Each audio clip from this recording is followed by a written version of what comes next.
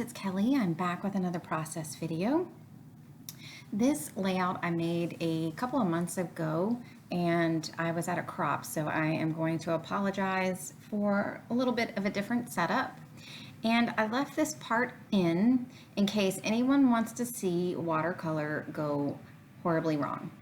So I'm using a mix of some of my hip kits, and it has a bunch of the Pinkfresh Studio papers, and they had these acetate words, and I was trying to get a pinky red that did not look like blood that would match that acetate word. So the color did match, but I just couldn't get past the fact that it looked like I had, cut my wrist while I was scrapbooking, and it bled all over my paper. But I'm going to give it a try.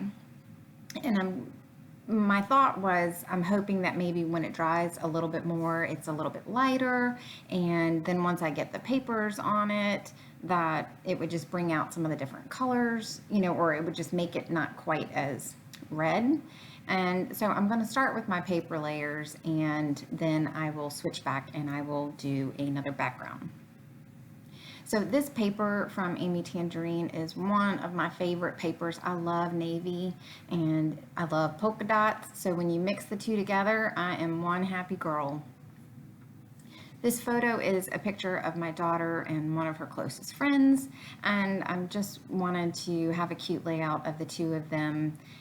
The acetate word that I want to use for this layout says "Oh snap," and I thought it was perfect for teenage girls that like to have their picture taken. And the Amy Tan papers worked well with this, and the Pinkfresh Studio, between the hearts and the colors of the papers and the acetate words.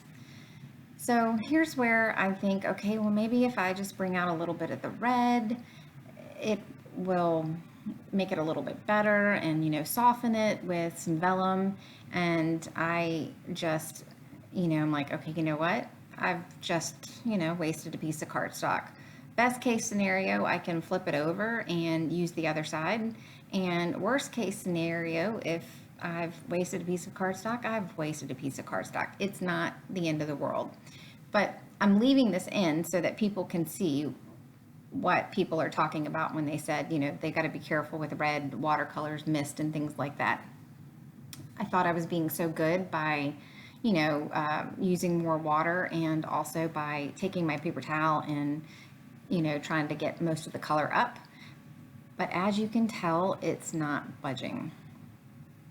So I decided to get out a different piece of paper. At the crop that I was at, it was a close to my heart crop, and she was actually selling 12 by 12 sheets of watercolor paper.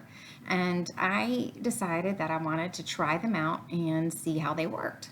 And I had just received my shimmers right before this crop, so I got those out to play with them. And this paper from Close to My Heart does beautiful with these shimmers products. I have some close-ups at the end, and you can just see just how pretty it is. The photos don't even do it justice, even though the photos look good, if that makes sense. It was, love, love, love this paper.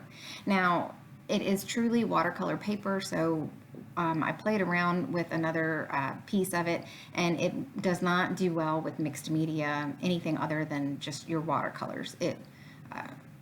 It's truly made for watercolors, but it's made by a company that, does mostly cards and things like that. They do have scrapbook stuff, but just a fair warning if you are looking into the paper and wanting to try some.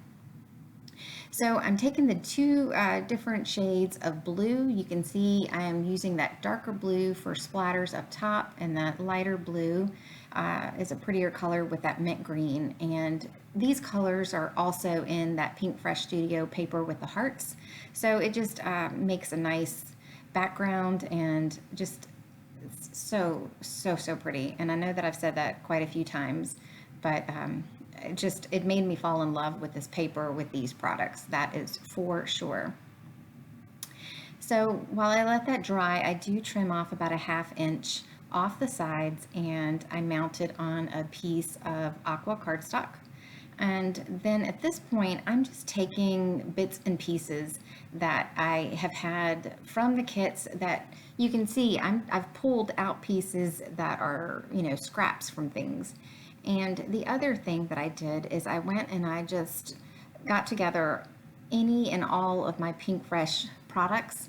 I don't have a lot of their products, but I wanted to put anything that I had that I felt like would work because even though they're different lines, they work well together. That tag that says smile was from a collection that came out a year ago, and I just thought that the phrase was perfect for it, and it just went with the colors of the collection so well that I felt like it was the perfect choice. So for this, I am just doing a few simple paper layers, nothing too extraordinary, and just because I did not want to cover up the mixed media. Once I had something that I felt like was pretty, I wanted to make sure that a lot of that would be seen. So I am going to keep my layers pretty tight to what I have right now. And I'm going to just play around and get the word where I want it. And I like the way that it nestles right into that lower left-hand corner. And that little piece that I cut from the 6x6 sheet is the cut apart that came in, I think, the April hip kit. And it's just nice for those phrases because, it makes great little pieces just to tuck in, to add a little something to your page. So at this point, I'm pretty happy with the way that it's going, and I want to go ahead and get things stuck down and, actually get a page done. When I was at this crop, I won't say that I wasn't completely sidetracked, but there was some fundraising going on, and, it was just harder for me to focus when I was at this crop than it normally is. And, I wasn't disappointed, but I was determined to get some layouts done. And, at a good crop for me, I can at least get like 10 layouts done. And this one, I think I only got 7. So I was a little disappointed with, what I had been able to do. So right now, my dilemma is trying to figure out how I'm going to staple that acetate word. These acetate words, if you have a Xyron machine, they go through those beautifully and you can't see the adhesive, but I did not have that with me at this crop. And I was thinking that I didn't have my little mat to where I could open up the stapler.